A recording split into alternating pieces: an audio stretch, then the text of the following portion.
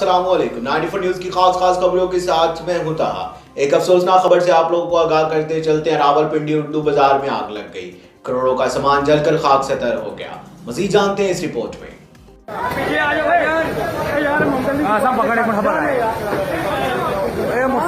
रावलपिंडी उर्दू बाजार में आग लग गई। देखते ही देखते आग ने कई दुकानों को अपनी लपेट में ले लिया। रिपोर्ट के मुताबिक बड़ा मार्केट, राजा बाजार, टर्निंग बाजार, इकबाल रोड, फवारा चौक, लियाकत रोड पर नाजायज़ तजावज़ात का कब्जा है, जिसकी वजह से फायर फाइटिंग की गाड़ियों को कार्रवाई में इंतहाई मुश्किल पेश आई।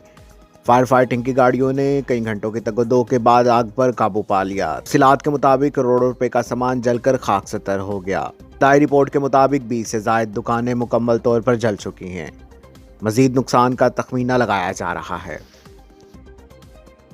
अब तक के लिए सिर्फ इतना ही। मजीद खबरों और अपडेट के लिए 94 न्यूज के साथ रहिएगा। आप हमारी खबरें यूट्यूब और फेसबुक पर भी देख सकते हैं। अपना ख्याल रखिएगा। अल्लाह हाफ़िज़।